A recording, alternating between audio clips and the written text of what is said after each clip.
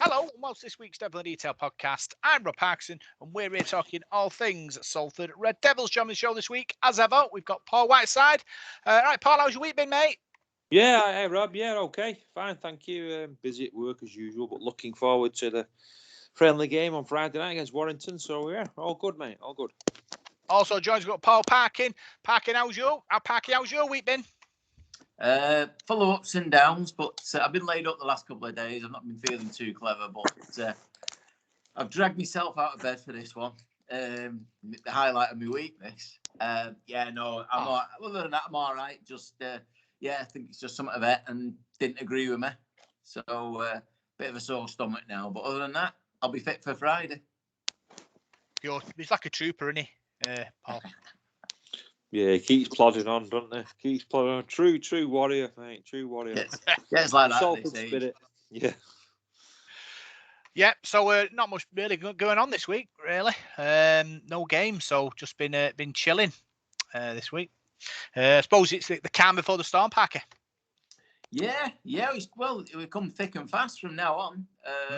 Obviously got this Moosey's testimonial on Friday, and then not far behind. We're at Weldon Road, aren't we? So and then you want time to breathe. I don't think this year with league and cup, and then as we said before, the World Cup. So it's going to be full and it's going to be fun packed, and there's dramas going on all over the place. I see players being injured at other clubs at the moment. They're going to miss the start of the season. There's a bit of a crisis going on at Toulouse, and trouble with the vaccinations as well, and things like that. And it's going to be an interesting start to the year. Probably a cold one or a wet one, but other than that, it's I'm looking forward to it now. Starting on Friday night against going to Warrington. It's always a decent test. Yeah, it's going to be exciting. Lots to talk about on the show this week. We're going to look back at the Halifax win, all the big news coming out the club this week, and then we're going to preview the game against Warrington on Friday. So we'll start with the game against Halifax last weekend. You're listening to Devil in the Detail, and this is your big match review.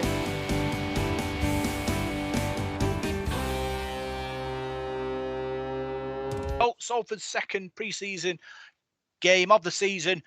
Paul, we beat Halifax 32 points to 10.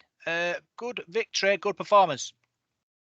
Yeah, I thought it was an improved performance from the Swinton game in certain areas. There's still things to brush up on there. I thought defensively, a couple of soft tries in a game, which was a bit disappointing.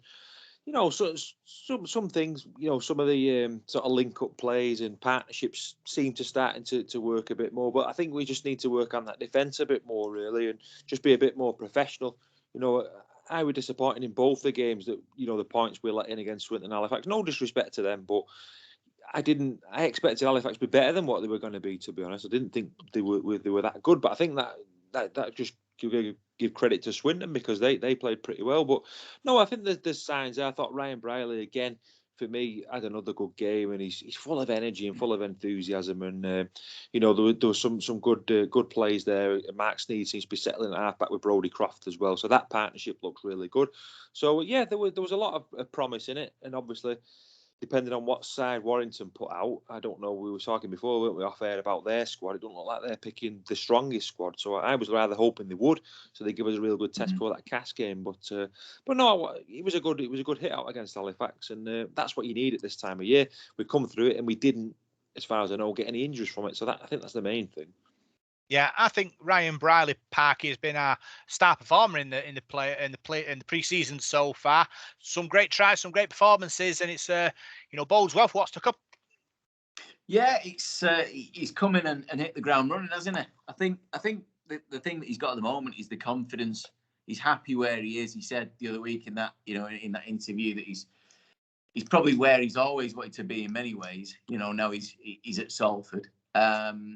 And I think that just will release him now. And I think the way we play, the way we're going to have to play, we're going to move the ball about. We're going to be a lot freer. And like Niall Evalds benefited from for a number of years, coming in, chiming into the line at fullback, that suits his game perfectly. He's not a defensive style fullback. I don't think that we have him anymore, really. But he's done really well. I think he's settled in. I think watching Brodie Croft, I just see so much in him.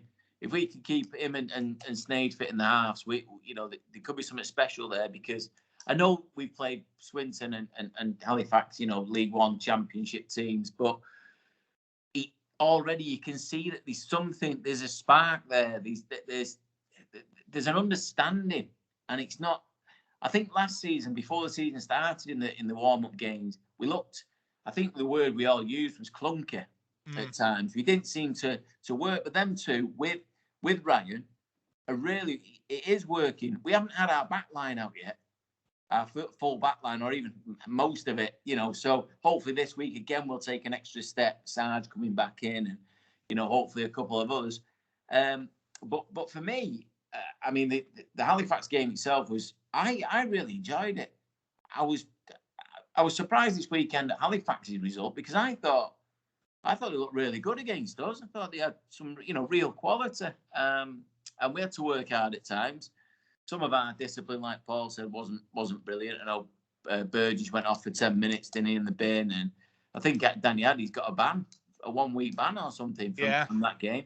But overall, it was a good test for us.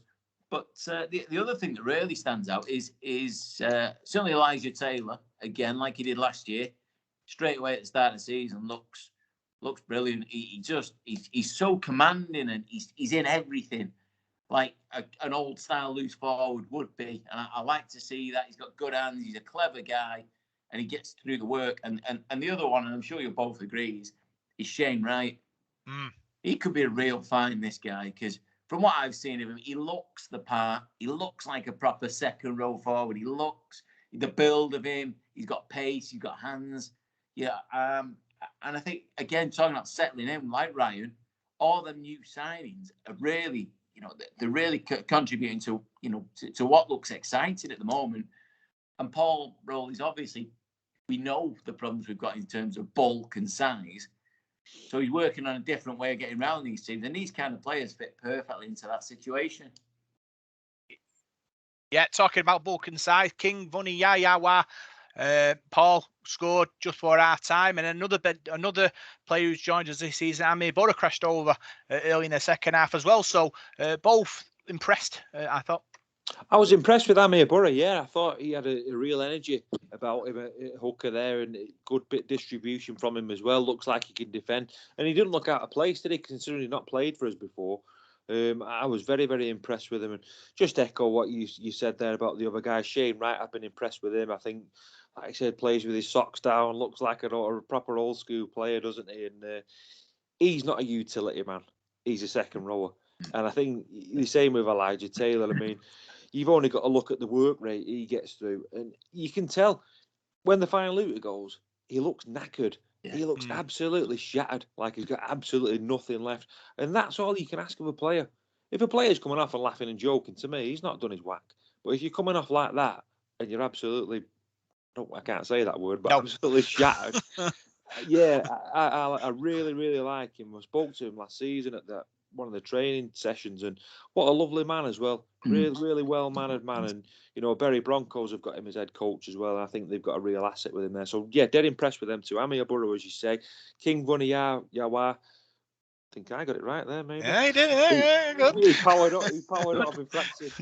He powered over there, and he's got some size in. I mean, he's a big. He's not the biggest build, but he's quite slim. He surprised me, but he's powerful. And I think if you get him right near the line, run at the line there, he's going to take a few people over him, and he did there. So yeah, impressed with him as well. And we've got that Akawala there. I think he needs to. We just up his work rate a bit, but he's another player, very, very athletic as well. So yeah, I was impressed. And just going back to what you said, both said about Ryan Briley. I mean, I think he's been a real find, and I've said it before. I said it on that 3-word match, but I think he's found his home at Salford. I know he was at Lee for a long time, but I think now, not saying and taking anything away from his career at Lee, but I think at Salford now he's settled in. I think the crowd like him. You're getting good vibes off him that way, and I think he wants to do well. He wants to impress because, he's genuinely a local lad, isn't he? And you want to put it all on the line, don't you, for your family who are watching you and the supporters. So I think he's going to have a really, really good season and could be the signing of the season. Yeah, we spoke to him a few weeks back, didn't we? And he talked about how the style of play, how it, it's moving the ball around and free flowing, and how they work so hard on it at Parky. And obviously, if it continues in that way and we're able to tear Super League teams apart the way they tore sort of Halifax apart at times, then we're in for a good season. Yeah, and he'll only the thing about you say about tearing teams apart. He's part of that. That's his, that's his game. That's where he's going to be coming in useful for us. I think our backline is so exciting. I really do. I thought that last year, but obviously we lost players with COVID and injuries and everything else that went on last season. If we can get even most of them on the pitch every week, Ryan will absolutely thrive with them guys. They'll find space. They'll put him through gaps. If he sticks close to Brodie Croft and Mark Sneed, I think he could get an absolute hatful of tries this season. He just looks happy.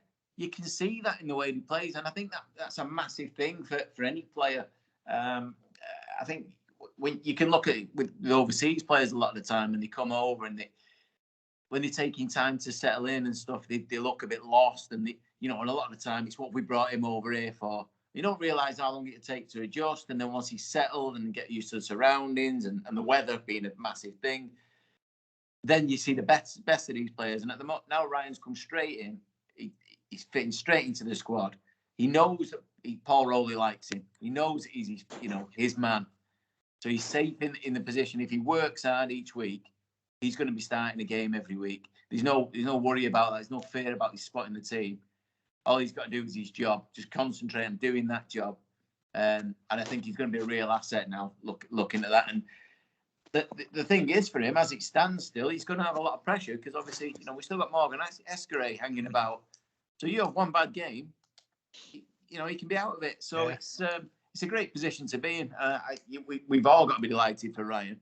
It's come round for him now, and now's his chance. And if he can have a really good season with us, and then he goes off to the World Cup, I would have thought. Yeah, it's a real strong spine, Paul. Like we said, Ryan Briley, and then we've got Brodie Croft, Mark Sneed, Andy Ackers.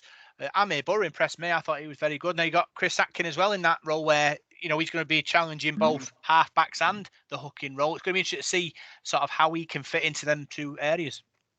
It's going to be very interesting to see the starting 13 against Castleford, just to see who Paul Rowley goes with, because I don't think anybody in that sort of spine has let anybody down in pre-season. Everybody's looked really sharp, and just going back to what you said before about clunky, yeah, I totally agree with you. Last season, I thought in the pre-season we did, but we've looked a lot sharper. The passing's been crisper for me in these two games. I know we've only played Swinton and Halifax, but moves, we look exciting when we've got the ball. You can see people coming in, in chiming. You've got Ryan Briley chiming in the back there like Niall Level used to do. Some of them moves you can see from what Paul Rowley used to use in his Lee days. If you remember how Lee used to play under Paul Rowley, a lot of it was not off the cuff, I would say that's a bit disrespectful, but they used to move the ball wide very, very quickly. They do things differently and surprise teams and catch teams out early on in the tackle count. And I think that's the way to play that sort of expansive game. That people are going to love that. Supporters are going to love that. So I've seen a bit of that in pre-season so far, and I think we'll see a bit of that in the league. I don't think we're going to be a boring team to watch. I don't think we're going to be 5 drives and a kick. I think there's enough exciting players there to really make teams stand up and think, blimey, we're going to have to watch it when we play these because we don't know what they're going to bring to the table. You can be that sort of boring team, can't you, going robotically, but we've not got the size in the pack, I don't think, to go through teams like that. I think we've got to go round teams, and it looks like that's the way we're going to go. Yeah, playing expansive rugby, Parky, is great, as long as your error count isn't high. And from what I've seen so far, it's not. So as long as we can continue to recycle the ball and if we are going to give the ball away, give it up the field away from our goal, we'll be all right. Yeah, it's how you execute it, isn't it? You can't. Someone's going to drop the ball. You can't make allowances for that. But it's how often you do it. And like I've said, looking at our back line, there's a lot of experience in there. A lot of players who know with good know-how. We're not just excited, but young and excited. Players throwing the ball about. The two halfbacks will control things. We know Mark Sneed will. That'll be his job mainly. Brodie just looks so unorthodox. Some of the things he was doing the other night, these little steps, and he's just got that thing, whatever it is. I don't know that Jacko's got. That sort of. I'm not comparing him to Jacko. Don't. Different players, completely different styles, different. Everything. But when you watch a player, you just sort of go, yeah, that's it. Whatever it is, that's it. And I think with them two leading us around the park, and then the back line, as I say, depending on who plays. I mean, Tim Laffey, we'll probably chat about later, but coming in with his experience, Sargentson, Watkins, hopefully, you're going to have Burgess, Seal, Williams, anyone, Deon Cross, who's coming in, looked really good and impressive. There's any number, and then obviously Ryan being at the back of it all. It does look really exciting. And like we've said, there's only really one way we can play. So we've got to make it work. And hopefully we get a dry summer. That's perfect. That's a great way of playing. And the entertainment factor should get people rolling up to come and watch. Yeah, the great players, Paul, are just able to freeze time, aren't they? And be able to find something. And I've thought that with Croft. I think it was the Ryan Briley's second try, I think, where he just able to spot the gap in the Halifax defence and just go through it. And, you see moments like that and you think, you know what, like Parky said, he's got some of this kid. Yeah, top players see things, don't they? They've got the vision and they know how to execute things, don't they? 9 times out of 10, it's right and it's perfect. And rugby league's a lot about that. It's not a crash bang wallop, is it? You've got to get your timing right. You've got to do things right. You've got to pull things off. So you've got to be able to see thyou've got you're kicking for somebody there. That player's got to read it as well. So, you've got to work together. A lot of that comes off in the training ground. No use having somebody like Brodie Croft and he's putting a kick in for somebody and they're miles behind because they don't know what's going on. So they've got to have that understandability. Is that a word? Understanding, we'll say. What's that word in Scrabble? So yeah, I'm liking that. And like you said, Mark Sneed, he's another one. He's no dummy. He's won the Lance Todd Trophy. He's very experienced, vastly experienced, good goal kicker as well. But he knows how to marshal a team and put those kicks in. I don't see Croft as a player who's going to line up kicks for people to score. That's more Mark Sneed, isn't it? But I do see Brodie Croft linking up well with Ryan Briley. He looks like a guy who's going to back up well, good support player, and who's going to be there setting people up. So he looks really like Bags. I'm really excited about what I've seen. And you can't sort of jump ahead of yourself and go, yeah, we're going to win the Super League because we beat Halifax and Swinton. But I just feel a bit more excited than I did this time 12 months ago. And I don't know whether that's me being a bit daft or what. I'm not too sure. We'll see, won't we? We'll see when the casket, because that Casper's going to be a baptism of fire. I think you're going into the Lions' Den there. You've got Lee Radford and the signings he's made. That Kenny Edwards, I think, has gone there. A few others. There's a few headbangers in that team. So you're not going to get nothing for nothing there. They're going to come out and want to rattle you all over the show. So that's going to be hard work. But let's just get Warrington out of the way first and see what we can work on, some more combinations against Warrington. Yeah, I spoke to Paul Rowley after the game, and this is what he had to say. So that's right, Paul. It's Rob. Hi, Rob. Yeah, good win tonight against Halifax. Talk us through it. Yeah, a good win. They had a very strong team out tonight, and they started with a really big pack and a physical pack, and they are a physical side. So challenged us in different areas, and they're certainly competitive throughout and put a lot of pressure on us, as did we on them as well. So I think both camps will be better for the outing. We'll continue to learn. We've got a couple of weeks left before our season starts, and they're going to theirs next week. So they look like a team that's going to push the favourites Lee and Fev all the way. So we wish them well. Lost. Is he gone? Yeah. It's the Wi-Fi there. It's just appalling. Hello? Yeah. Sorry, I lost you then, did I? Yeah. 2 tries from Ryan Briley tonight. Yeah. Showed he's dangerous and showed his skill. Must be excited to see what he can do in 2022.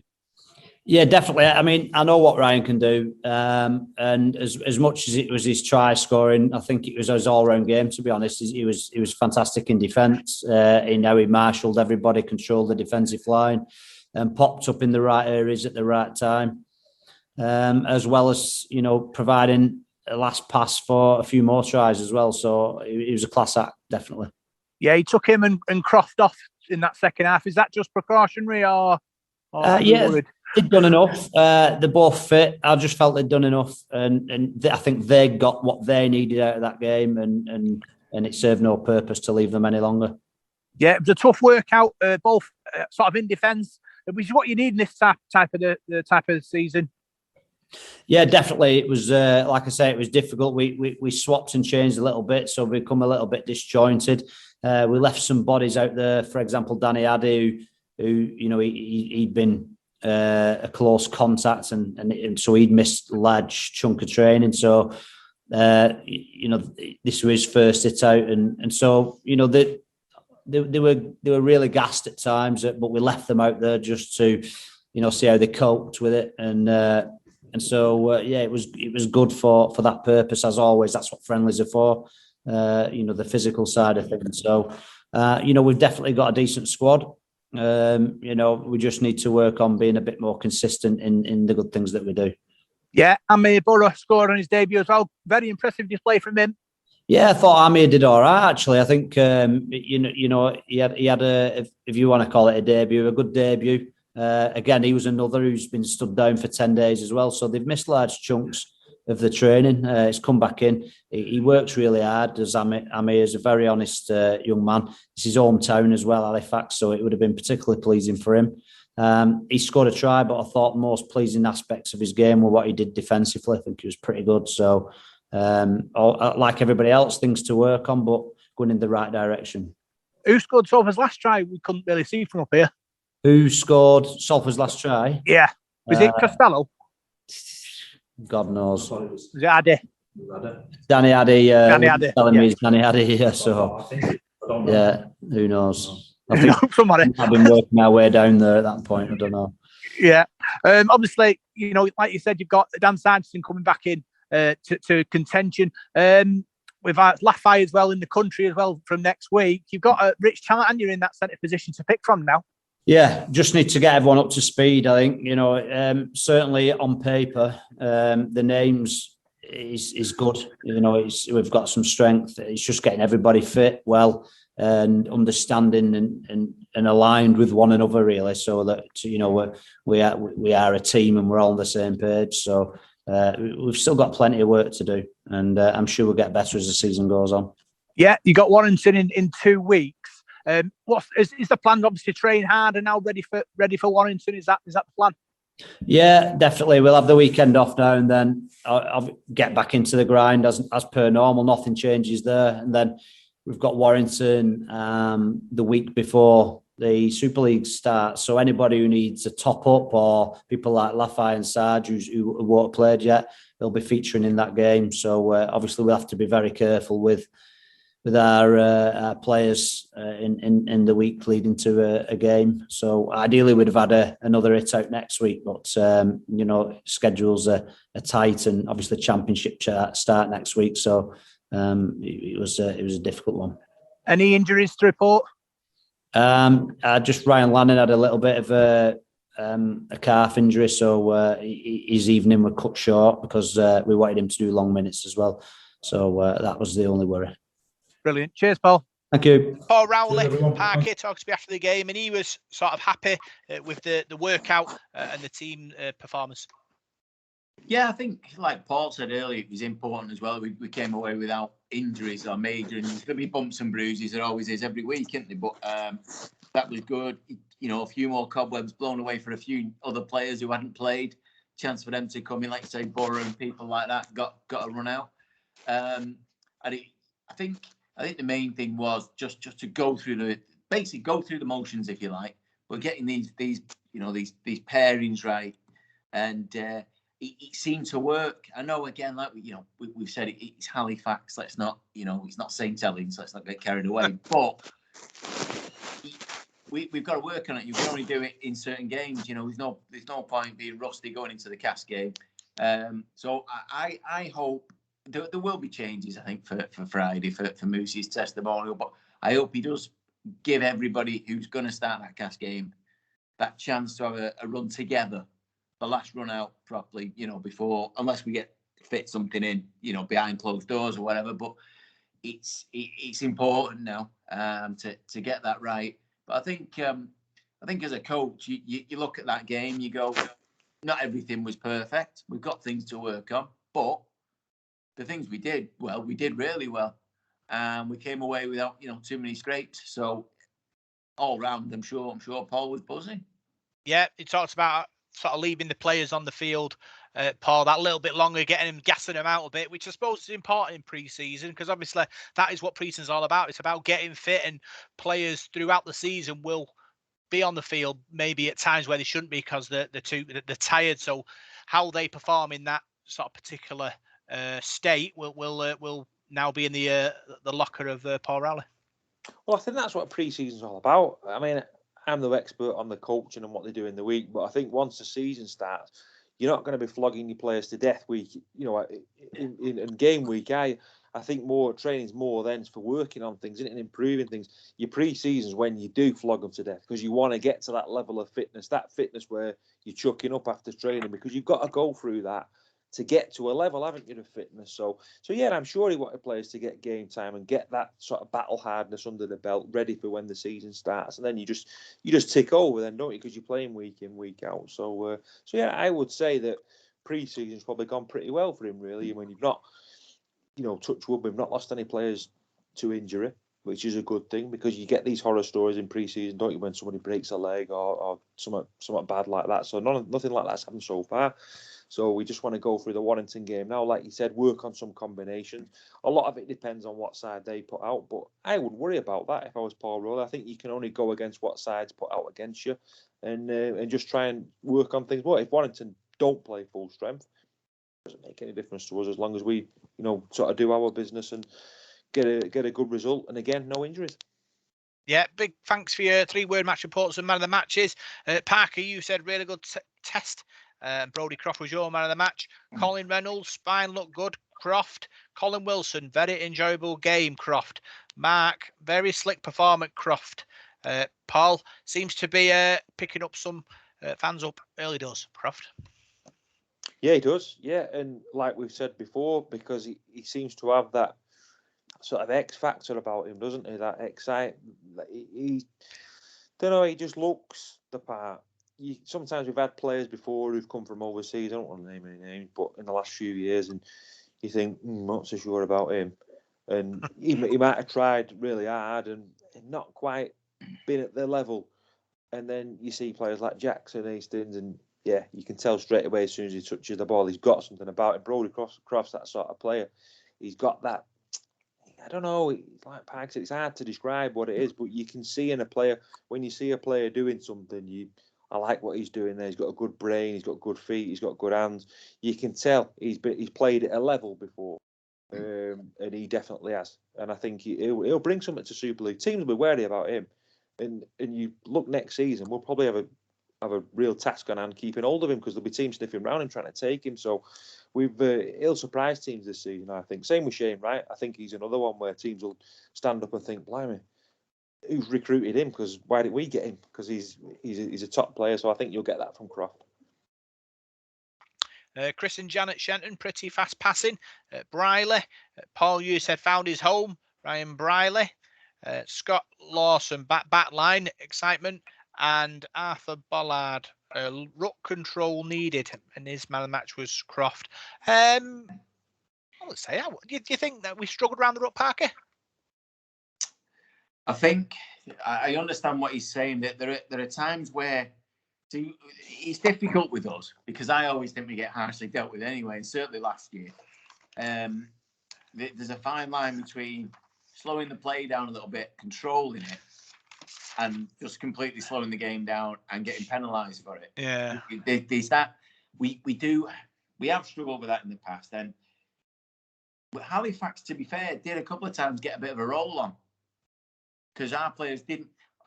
We didn't get back quick enough. Mm. And the the acting half for Halifax was spotty, where who's been a little bit lazy. It's pre-season, and I'm not going to have a go, but I understand that because I remember thinking at the time, we need to stop them doing this. They're getting roll on. If this is, like I say, if this is Saints, Wigan, Leeds, Warrington in the regular season, that turns a game. And we say it all the time, don't they? That once the tide turns slightly, you can get 20, 30 points put on you without even thinking about it. So that does need to stop. There is a fine line. We were penalised a few times for it. I don't think that referee was great against Halifax, by the way. I don't know who he was, but I think he struggled with a few things. But no, I'm sure Paul will have spotted that. Paul Rowley, he was a canny hooker, wasn't he? He knows the game, and I remember his lead team having a few tricks, and Toronto as well. So they'll work on that. They'll watch that.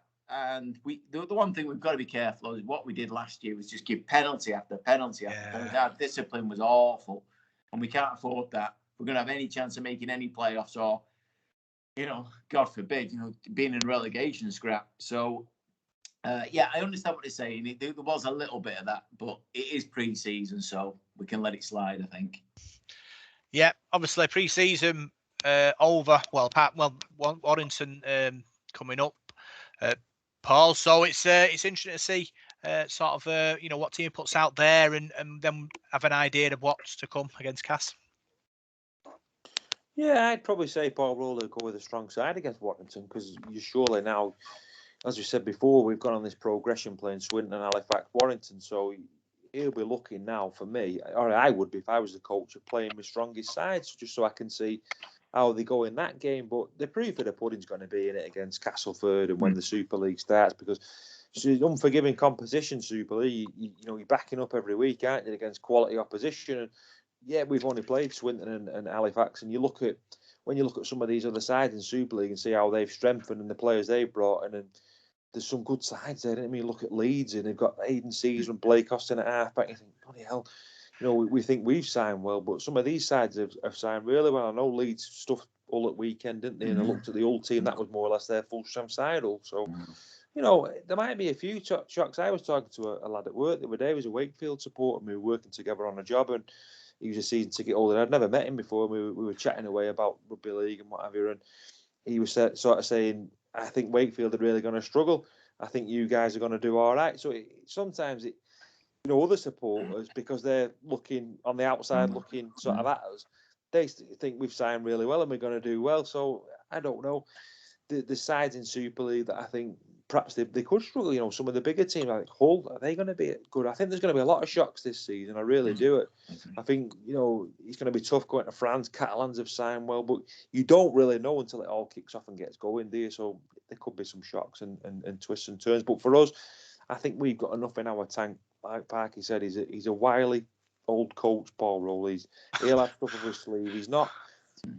He knows the game inside out. I think Paul Rowley does, and no, I think he'll do well for us. Wily old fox, Parker. I don't think he'd like the old tag, would he? But I haven't retired that long, has it? No, or is it just my age that's worried? Yeah, no, but yeah, I agree with that. I think the season itself will be an absolute mixed bag for everybody. The teams at the top, I think there's 2-3 really strong candidates. Then below that, there's probably a team I think will finish 4th and 5th, and then after that, I think it's a mix for everybody. I really do, and I think if you can avoid injuries and have a decent run, it doesn't matter who you are. We're talking about ourselves. I as excited as I am, the bookies are rarely that far wrong, and they'd have us in the bottom 3. Now they'd have us, Wakefield, Toulouse, all in the bottom. We talk about Wakefield every year. You look at them, you think, God, they're still at Bellevue. The place is falling down. They don't get any players in. And then every year they just bond as a club and do it again. And probably finish just outside the playoffs. And these teams, Hull, Cass, have got big changes been made. Warrington, really, it's a big turnaround. Hull KR, can they be as good as last year? They had a great season, but can they do it again? We've been there. We've had great odd years and then fell apart, So I really think it's a mixed bag this year. I don't think you can predict, but certainly looking forward to it. And once Friday's out of the way, then it's all systems go.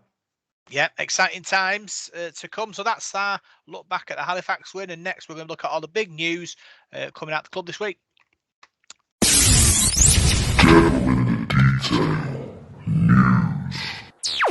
So, Paul, going to start with Tim Laffey in the country now, training with the boys, looking to start against Warrington on Friday. From what I've seen on YouTube, he looks like a player, so it might be interesting to see if he can force a way into Paul Rowley's starting 17. It's a nice headache for Paul Rowley to have, having somebody of that quality that's come over from the NRL. And from what I've seen and heard of him, I don't know a massive deal about him, but I've been told he's a really solid defender, really good defender. And what you want is a guy who's going to come over and work really hard. I think he doesn't seem like he's got loads of mistakes in him as well. Looks, if he can hang on to the ball and do his work in defensively and add a bit on attack, I think you've got a good player there. But he's experienced, and you look at that back line there. You've got Dan Sargent there, Callum Watkins, Dion Cross, who's been so impressive. And you wouldn't have really, without being disrespectful to him, you wouldn't really have said, he'll be his first choice. But for me, he's got a massive chance of playing against Castleford because of the way he's played. Then you've got Kensio, Burgess, Williams, that sort of 3/4 line. It's really good. It's really, really good. So, yeah, I think he's got a great chance of making the team. I'd like to see him play against Warrington. I think he's got to do, really, hasn't he? To even if it's just half a game. But yeah, no, he's another really exciting signing and a guy that's going to definitely add to the squad. You're our NRL expert, Parky. Tell us what you know about Tim Laffey. Well, like I said a couple of weeks ago, the guy has been at the top level for 10 years or more in the NRL. He came from, as I said the other week, he came from nothing, absolutely nothing. He worked his way. He worked hard to be where he got to, and unfortunately, he fell out of favour. He's probably had a couple of injuries, and he took a step back, down a level, if you like, to playing sort of championship level over there, which championship level in Australia is probably half as good as Super League anyway, I would have thought, if not more. So a really talented player, lots of talent, he's a strong lad as well. He's a good runner with the ball, like Paul said, defensively sound. And I think what's really good for us is he's a man with a point to prove. At 30 years old, did the NRL say you're over the hill, you finished, you're not going to be good enough? We've seen it how many times that players, 30 is not an age these days for rugby league players, is it? He's got another probably 3, 4, 5 years at the top level, perhaps, depending on how lucky he is with injuries. He's a really good sign. I said it the other week. I'm still kind of a bit surprised that we managed to just pick him up from nowhere. That nobody else seemed to have spotted him. No one was linked with him. It was out in the blue. And that back line, we've said it a few times, but the centres are going to be really tough to get into. Sargent and Watkins, obviously two brilliantly experienced players, both internationals in their own right. You've got Laffey coming in. You've got Matty Costello, who for me, every time I see him, he does nothing wrong. Dion Cross is a winger, but he's been playing centre and doesn't look out of place in these two friendlies. Harvey Levette, when he's fit, can easily fit back in there. And then outside that, obviously, like Paul said, the likes of Burgess and Williams and CO. You look at that and you just think, wow, that's actually a really tasty backline. I think Tim just adds to that. He needs a run out. I'm sure he looked after himself in pre-season. He's got over here now. He's worked with the lads for a couple of weeks, and I'm excited to see him. And I've got depending on injuries with other players, looking at it now in my own mind, I think he'd start against Cass. It's going to be exciting times for him, obviously, and for us if he's able to produce the talent, the form that he's shown in the NRL. Paul, we're on for a star. Yeah, I think so. Yeah, I mean, like Parky said, that the sort of lower grade in Australia, is it the Queensland Cup or whatever over there now? Some of them sides are to be as good as some of the lower sides in the Super League. I'm pretty sure of that. So he's played at that top level as well. He's got an awful lot of experience that he's bringing over, and a man with a point to prove. He's always going to be, dangerous. He wants to come over here and show people he's not finished yet. I'm pretty sure he'll settle in at Salford, and he's got a good group around him as well. And I keep forgetting about the likes of Harvey Levett, because he's been injured quite a bit. So you've got him there as well, haven't you? And I know we say Dan Sargison, but he spends quite a bit of time suspended, doesn't he? So are we going to get a full season out of him? So it's good that we've got other players to step in if needed. But I think Lafayette is going to be more than just a step-in merchant. I think he's a quality player. Yeah. Other news, the Ghana link up is going strong. Parky and the club have unveiled a shirt, a Ghana merch shirt. Basically a Salford t-shirt with the Ghana badge on the sleeve. It's great that the club have managed to put this together and celebrate our partnership. Yeah, and it's actually a quality top as well. As soon as I spotted it, I was sending it to some of the lads, like photos of it, saying, look at this. This is, it's excellent. Brilliant. I mean, I saw them the other week, that the articles that have been written about them, and seeing them all lined up in the last year's, the year before, Salford kit, the black one, and all that. You see them all lined up. It was brilliant. I'm thinking, this is Ghana. Rugby league in Ghana, and then we're the head of that. This is Salford Rugby League Club we're talking about. I think it's fantastic, the progress they're going to make.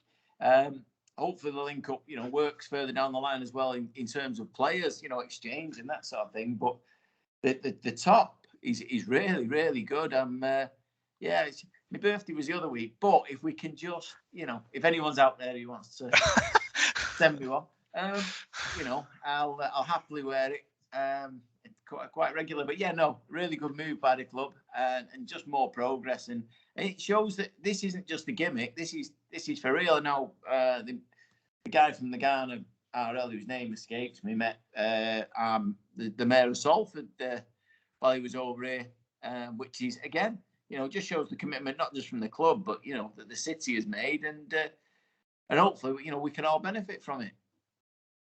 Yeah, we seem to be making lots of inroads into the sporting population of Ghana, Paul, because we've got obviously the 34 listeners in Ghana, and also the Ghana Broadcasting Corporation have been liking and retweeting our tweets as well as the clubs as well. So I think it's great that obviously what they're doing, and hopefully it'll promote us even more into the world of Ghana.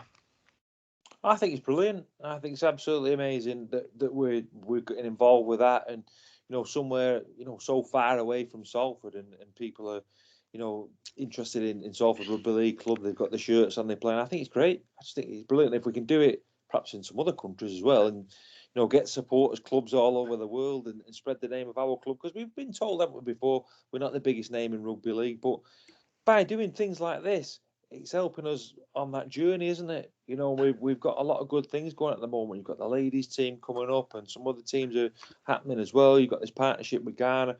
It's good that we're in the news for good things. Whereas you think a few years ago, we was always in the news for crises, one crisis after another, weren't we? And bad sort of things. But at the moment, every time you see us in the news, it's something to smile about, and I think that's great. Yeah. Park, is obviously great news that the club is sort of growing. The Rising Stars played against the Welsh under-16 lads this week, and played really well.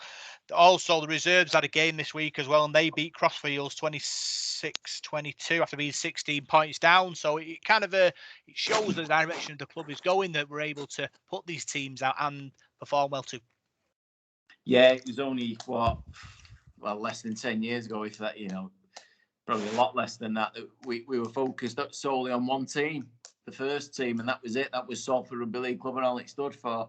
Mm-hmm. And the work that's gone on behind the scenes from everybody at the club, is phenomenal. Not just, like you say, not just what we're doing in Ghana. I mean, what wouldn't it be wonderful to see them in the World Cup in a few years' time? That'd be progress. Or I'm not saying the next one in France, but the one after that, and whatever. But and then the Welsh link up, but not before time for me. Always been a big thing for Salford, and everything we've done well in our history has involved many Welshmen. So most of our club greats, I think, are probably Welsh.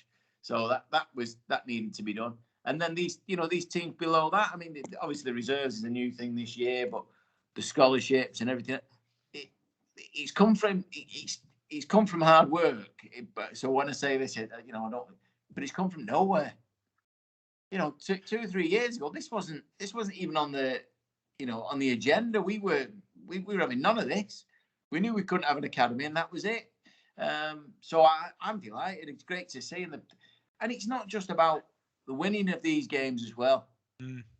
It's the people that are now involved, whether it be a coaching level or a physio or something to do with the fitness and the players themselves. They might even be new to the game. Might be new fans now. And it's just expanding our name throughout Salford and everywhere else. And we should be very proud of what the club's done in the last 2 to 3 years. The effort is tremendous. Yeah, it may feel and look like it's come from nowhere, Paul, but we do have sort of some very good people involved in the process, and they've worked hard to get the teams up and running and put us in a position where we can promote the game and promote the sport through sort of rugby. There was a Trafford Rugby League Festival this week, which was put on by the Salford Devils Foundation. 6 schools involved, from Ashton, Wellington and Stretford Grammar, so as well as 3 other ones. So that's great. Obviously that we're able to put on these tournaments and grow the game, and hopefully the pupils at these schools will want to engage further and come to matches and grow their participation further.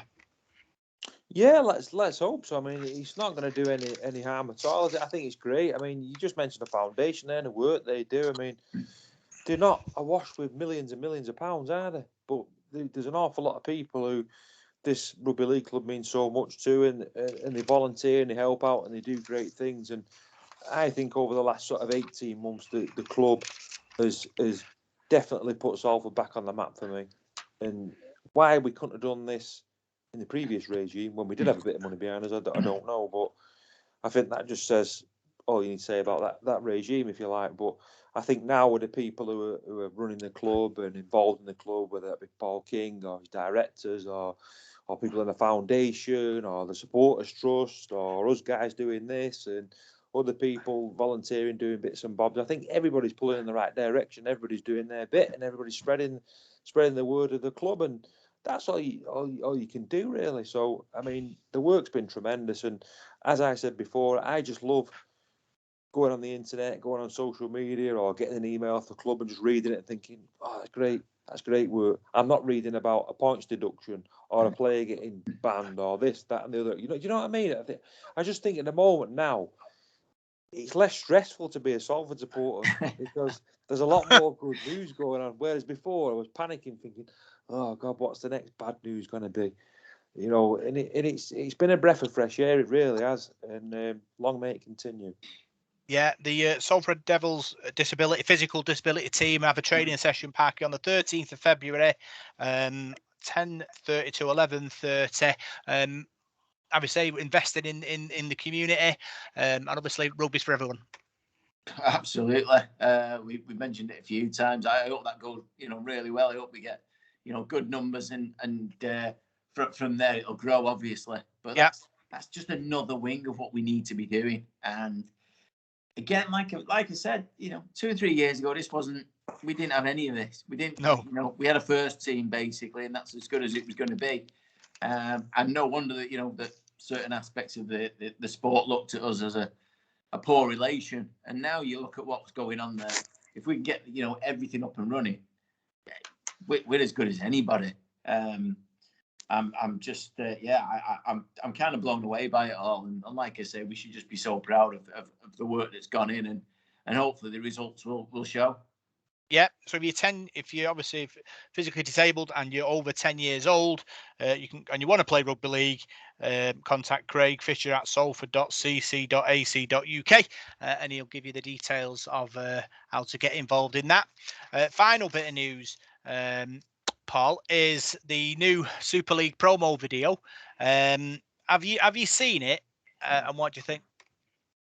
I got there was a message or something? Was it from Salford saying something to look out for at 7:00? And I thought, oh, what's going on now? And then a couple of other clubs put it out, so I did realise it was going to be something like that. And then I saw the video, and I was watching it, and it's one of them when you watch them videos, you're like,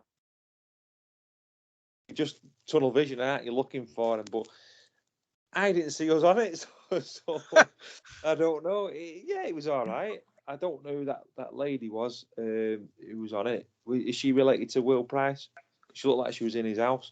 So I don't know. I'm not very good at following things like that. But it was all right if you're a Wigan or a Saints or a Leeds fan or whatever. But no, we weren't really on it. So a bit disappointing. But yeah, not bothered.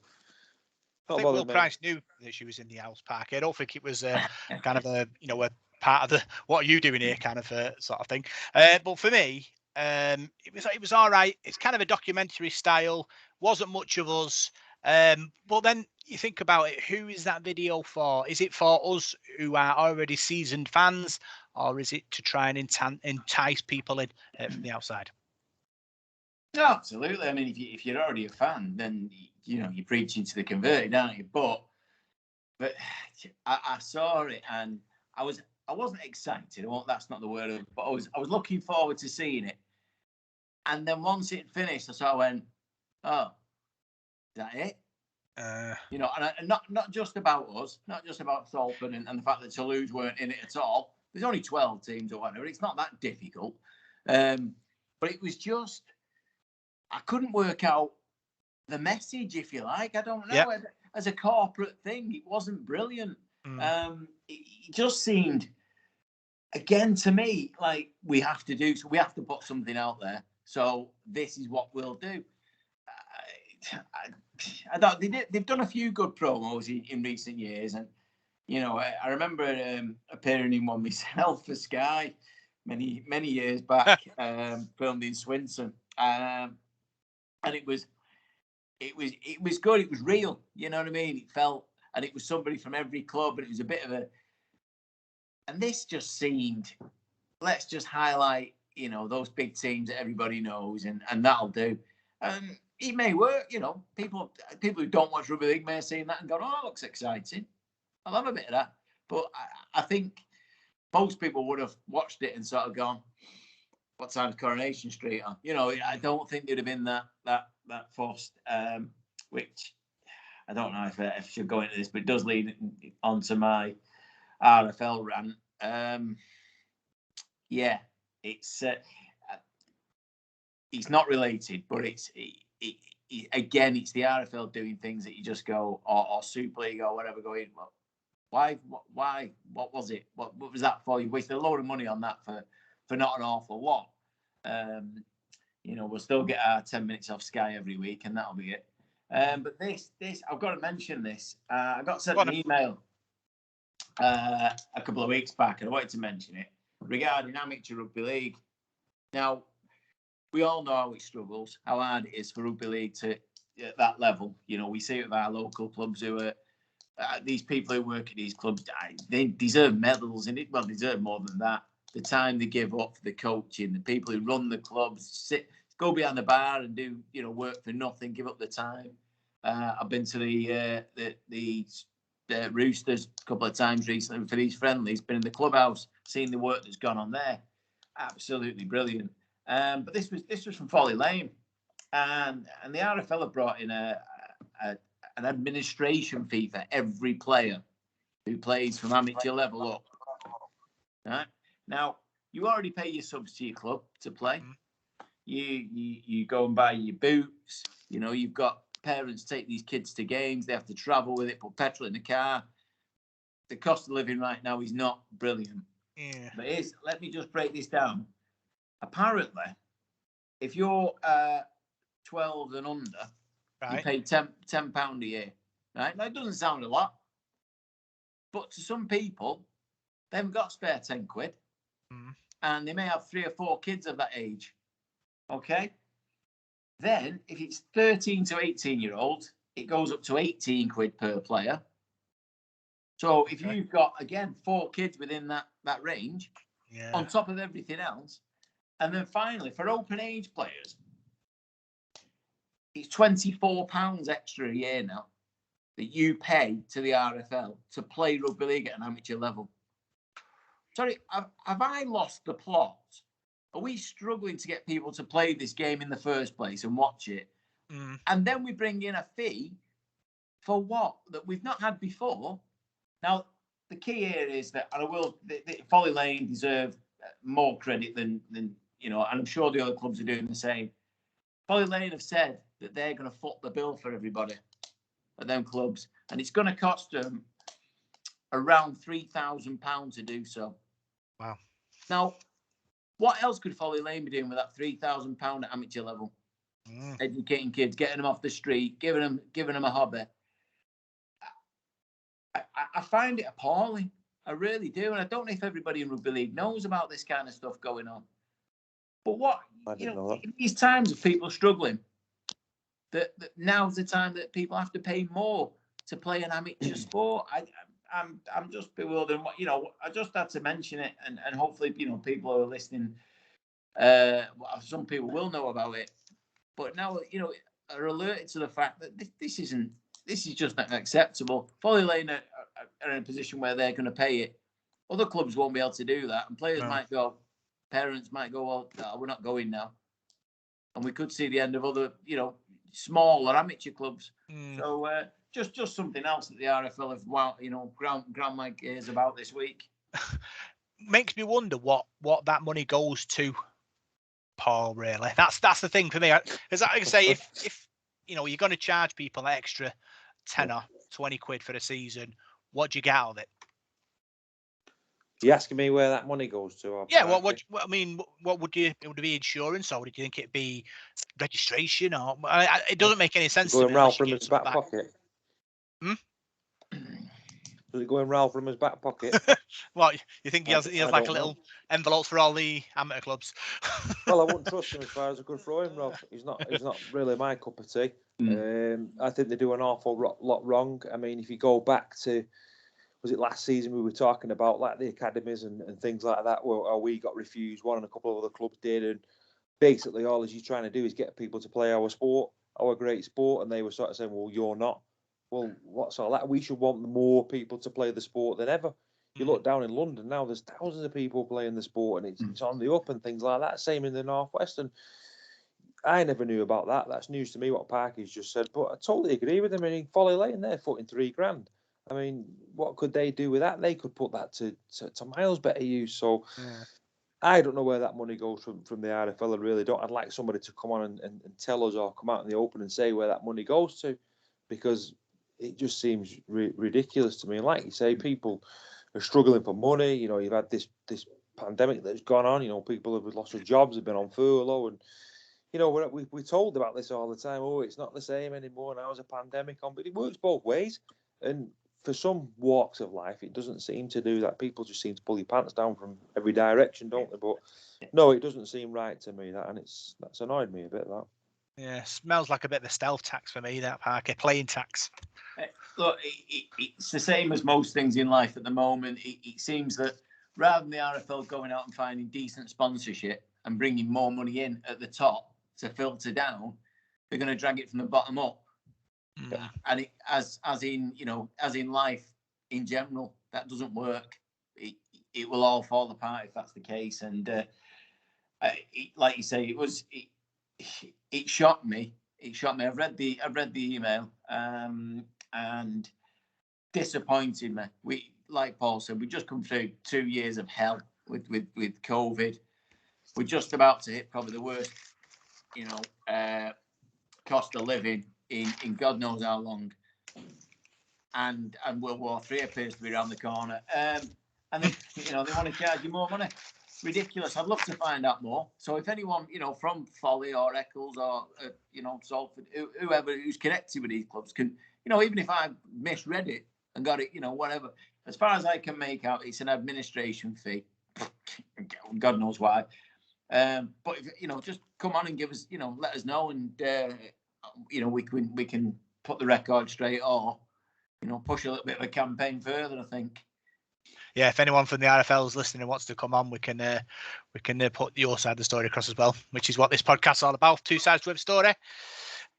Back to the promo, Paul. The club have actually sort of produced their own.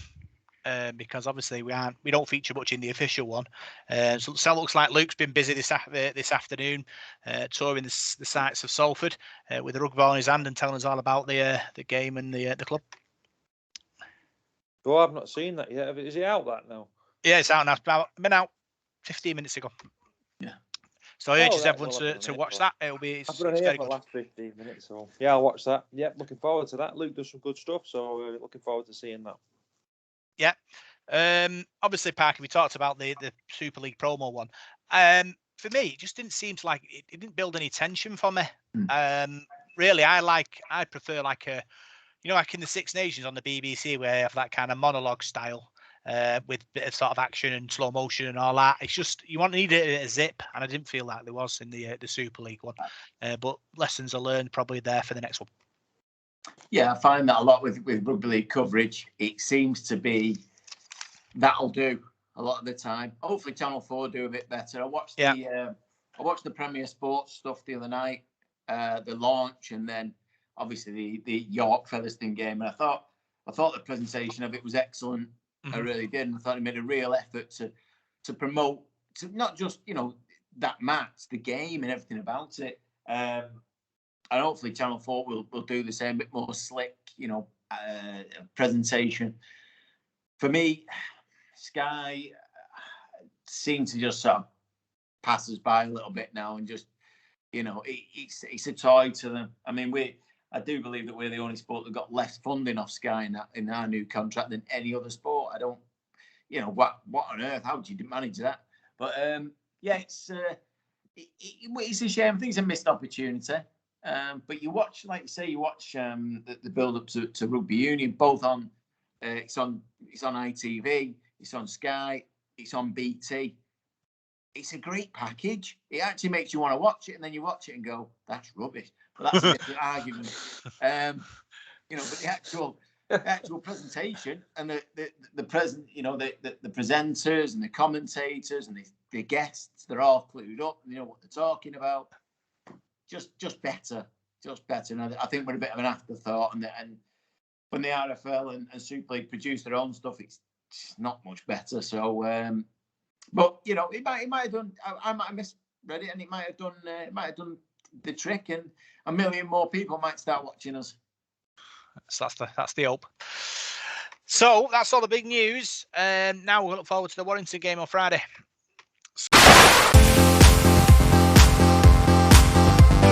It's time for the Devil of the Details Big Match Review.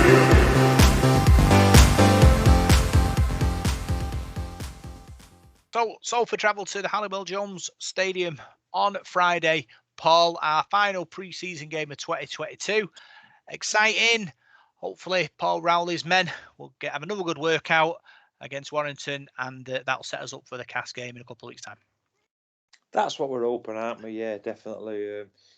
Like I've said before in the show, we don't know what side Darryl Powell's going to pick, so we don't know on that account. But we can only do what our plan's going to be. Paul Rowley will have had a plan for pre-season and for these 3 matches, and he just needs to carry on going now and get into this game and work on a few more things. And it's another run out for the players, and then obviously you've got the Castleford game, as I said before. It's going to be fun. That, I mean, I like going to Weldon Road. It's an old school atmosphere. I don't really particularly like Castleford. I think we owe them one for a number of cup games over the years where they've beaten us. So I'm looking forward to that. It'll be a tough game. So this game Friday, yeah, I just hope we can get some more combinations. It'd be nice to see the new signing Lafayette. It'd be nice to see him get a run out as well. And I'm not so sure on some of the other injured players that we're missing. We've not seen Greenwood yet, have we? I don't know whether he's still out. Callum Watkins is still injured as well, so I don't think we'll see him. But Dan Tyson, let's hope Dan gets a run in the team, and let's hope we don't get sent off or do a stupid high tackle or something. And yeah, look, I like going to Warrington. It's a good. It's always a good away game and a good trip. I'm sure it'll be a good atmosphere on Friday night as well. Parky, will Paul Rowley play his strongest team, or will he do a Carl Harrison all them years ago and throw a team together and beat him anyway? That's a tough one. I think he'll have to if he wants to get everything right. It's quite a new squad, really, when you think about it. In terms of the players we've brought in, it is a spine of a team, and I think he'll have to go with a strong squad. Whether he only gives them half an hour, and switches it, but we haven't got a massive squad anyway. It's not like we're going to use an academy or anything like that, is it? So yeah, I don't think he's got much option, but it would be good to see some of the players that haven't played. No, there's not many of them left, but get a run out. But the main thing for me for Friday is that Moose gets the reception that he truly deserves, because let's not forget he's skippered certainly probably the best period of Salford Rugby League that I've seen in my lifetime. In my 45 years, he took us to a grand final. He led us there and to a cup final, and a man whose career was basically over before he came to us. And it was such a shame it ended the way that it has, in the middle of last year. What a great player he's been for us. Great servant to the game. He did really well at Wigan. I don't think they fully respected him in the way that they should. But that's often, how it goes at bigger clubs, isn't it? But yeah, I just hope Moose gets the reception he deserves and makes a few quid for his charities, and we come away from the game without any injuries. That's the main, they're the main things for me. I'm looking forward to it. I'm going to wrap up because I think it's going to be a bit chilly. But yeah, it should be a good night and a good run out. Like I say, get the players going through the motions. Try a few, let's switch. Let's, Chris Sapkin coming at half back and play alongside Brody, and then switch it again, and then give Morgan another run at full back, and just move people about a little bit, get them working. But yeah, just get them right for the Cats game now. Let's go at this game to start with, like we will when we go out at Weldon Road. With the Do we have a weather attitude, prediction? same team. Yeah. Do we have a weather prediction, Parker? Paul, even? It's going to be cold, I think, isn't it? Don't know. You're the weatherman. I've not got my phone on me, so I think it's going to be cold, because I was looking at it the other day, because my big issue was getting there, because I know I'm over in Wilmslow on Friday, so I'm going straight from there to Warrington, I think. So that's my big issue at the moment, getting there on time. But yeah, I think it's going to be cold, so make sure you wrap up. Definitely big cold weather in it, bobble that. Big cold bobble that, and I don't know about gloves and that. It's a bit naff in it, but definitely big coat and bobble that. Big coat, Parker. New bubble that. Hopefully, Garner tea. That's you for Friday. Yeah, I don't think anyone would see it on Friday. It'll be well covered up. But yeah, never mind. Anyway, I'll be having gloves on. Thank you very much. Okay. Getting old, me. I feel the cold now. It should be a good night. And like I say, just hope Moose gets the reception he deserves. And we come away injury free, and then we're all set up for the season ahead. Score prediction, Paul? 24-10 to Salford. Now, last week, Paul, you were only 2 points out, which was made me sweaty, because I thought, but more now, luck than anything that, Rob. More luck than anything that. A lucky guess. So I went to Nando's for you, just because you didn't win. Well, thanks. So what was the prediction? What is it? Mine? Yeah. 24-10 to Salford. 24-10 Salford. Any story behind that?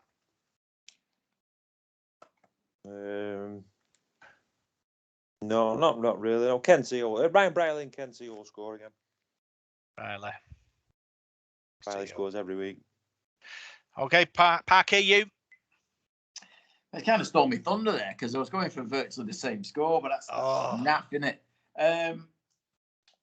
I'm going to go because I don't think Warrington are going to play a particularly strong team, but they are still going to put a team out, and it doesn't matter who you play these days. They're all pretty good. But I'm going to go Warrington 12, Salford 27. 27. Don't know 27, why. 12. Yeah, someone's gonna drop a goal for the sake of it. It's only a friendly. But yeah, Sneed probably. Sneed He likes to drop goal, doesn't he? It would have been Moose if he'd have played. What am I going to go? I'm going to go Salford 36, Warrington 10. I'm going Croft double. There we go. Croft double wins it for Reds. That's the headline. Moose on to kick a goal. We'll have to roll him on, Moose, to kick a goal at the end. Roll him on. Yeah. Scores right at the end, roll him out to kick a goal for us. Yeah. God. Right. So that's the end of this week's podcast. Another great show. Parker. Yeah, loved it. I've got me rant out of the way. I feel better already. My sickness had gone away. Yeah, so it'd be good to hear any responses to that, by the way. But yeah, loved it. Look forward to it every week, and next week we can hopefully build up for the week after for the season. So yeah, good chat. Yeah, brilliant. Paul, as always, talking all things Salford Red Devils. Yeah, enjoyed that. I enjoyed the information from Parky there. I think Ralph Rimmer's currently sticking pins into a Paul Parky dollar. he'll be on the phone to us now, won't he? With his tweed suit on. He'll be after us now. He's not the only one doing that though, so take your aim. Yeah, so that's the end of this week's podcast. I'm Rob Parkinson. You can find us on Facebook, Devil in the Detail SRD. You can find us on Twitter at DITDSRD. And you can find us on SoundCloud, iTunes, Radio Contact, Spotify, and YouTube. See you next week.